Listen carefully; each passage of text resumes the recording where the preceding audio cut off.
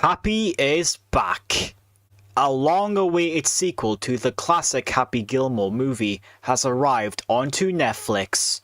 And to be quite honest, I wish they had just left it on the first film. That film was so good as a standalone experience that it didn't really need a sequel. I mean, this is fine on its own, and I do appreciate what they wanted to do with it, but Gilmore just doesn't have it quite in him. It's like the dude came back after years of being retired, only for him to lose his momentum again. No wonder he slowly turned into a drunk idiot after accidentally killing his wife. This is a really fun golfing movie, but so was the first one. They might as well have just called this Adam Sandler, the movie, because it's about Happy trying to win for his daughter's future, who is played by Sandler's own daughter, Sadie. To say the least, it's a significant drop from last time, and the humour is like a side grade.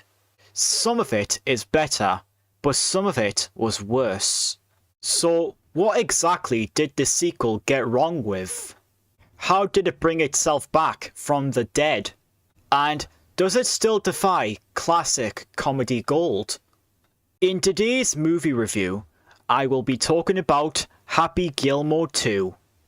Does the dude still have it in him? Or should he have remained a retired man? Let's find out. Firstly, what this movie manages to get right is that it isn't its own unique story, but instead remains as a faithful follow-up to its predecessor. Despite trying to be fresh and new, it has old and new faces with a different narrative. Best part of it all, it still has its light-hearted tone that doesn't completely depart from its predecessor and tries to feel like that slice of magic into your body back when the first movie released in 1996. The great comedic timing is also here, and it also has a bigger scope than its predecessor, expanding with some more world building, a bigger runtime, and a plot that completely does something different for its title character and the friendships he shares along the way. I still wish that they had just left these creative techniques in the first movie, though. Returning back to his happy place, Adam Sandler at least is still a very talented star in Happy Gilmore 2, and is the highlight of it all. Apart from his usual shenanigans and pro skills at golfing, he brings some sympathy into his character that makes you want to root for his success in everything he wants to do, and as well as rising him back from the dead and showing everyone on why they call him the Golf Master. It adds a little theme into it, showing that a legendary somebody can rise from the dead after years. You see how his life became really tiresome after he became drunk and lost his wife, and eventually regains that momentum. Sadly, Sandler is the only very great performer in this movie, although Ben Stiller is still pretty good though. Everyone else is forgettable and really just tired out. Something that I was a fan of in this movie is that it adds a very unique twist into its standard golf formula. So the first movie mostly focused on a former hockey player and his rise into becoming a golf legend. This one, however, has that similar premise of base golfing, but it embraces its present day charm, especially with the use of AI and stuff that you'd see in modern sports. It shows how far we've come 30 years ago. There are also some more tackled elements that wasn't quite explored in the first movie. It shows more moments of golf balls hitting trees, occasionally slipping off their place, landing in places that are at a lower height than base level land, etc. As for what type of golfing the film talks about, they try to make it more of a fun sport, which is ironic because people these days think it's one of the most boring sports ever. But here, it says otherwise, and that's what makes it much more engaging.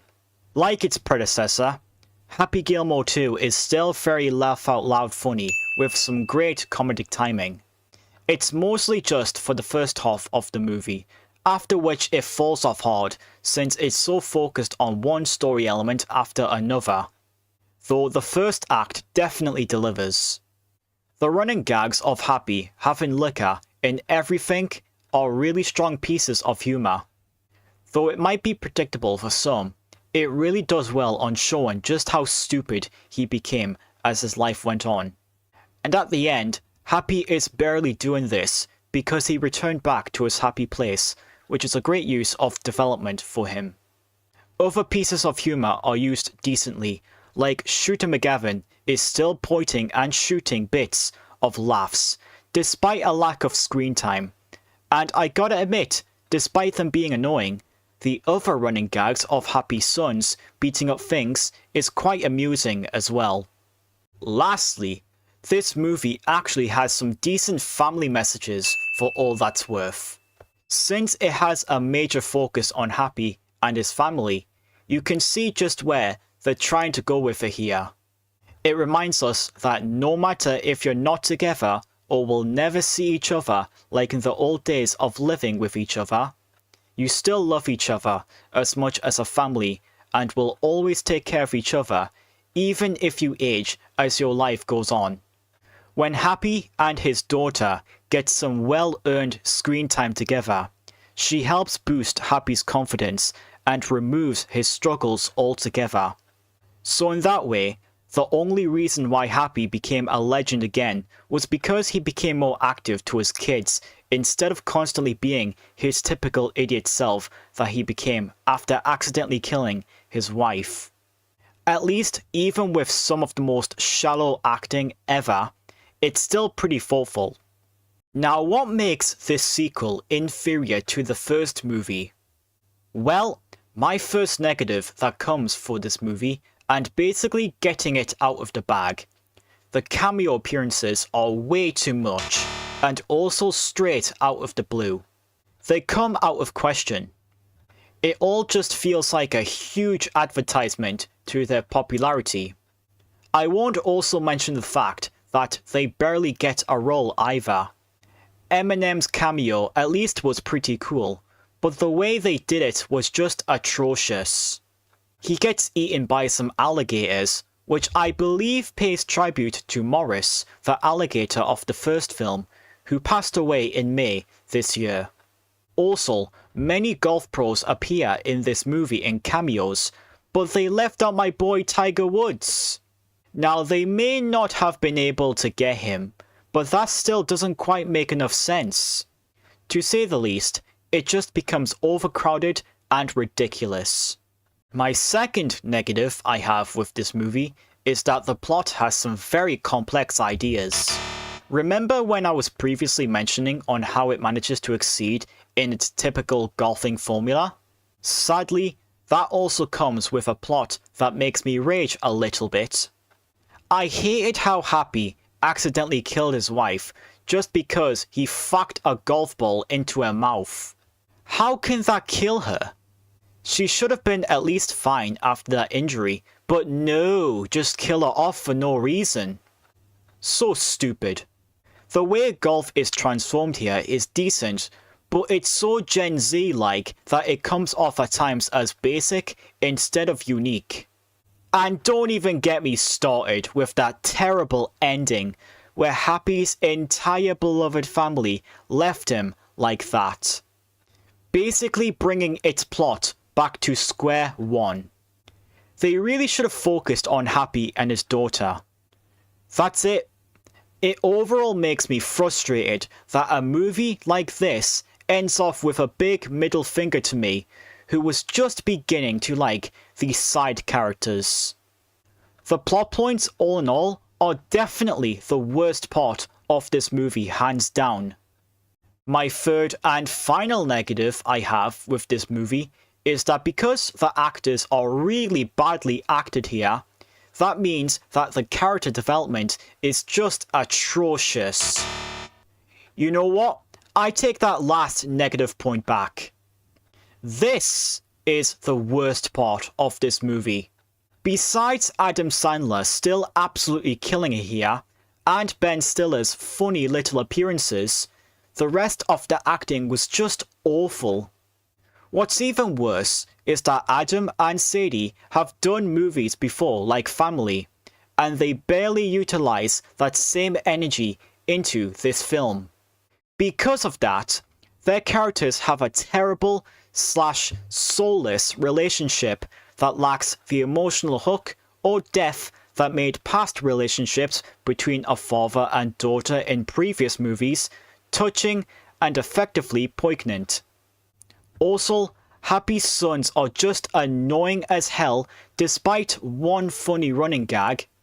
Shooter McGavin sadly had nothing to do in this story, and everyone else felt like they don't want to take part in this film. Now I almost wish that this sequel was never meant to be this way. Happy Gilmore 2 is a welcome return to form for the classic comedy gold energy of Adam Sandler. I was expecting so much more for a feel-good, heartwarming experience, but I still liked the movie, even if it does feel like a mixed bag for me at times. I kinda liked what they did here with the more expanded points, showing us more of the film's world building.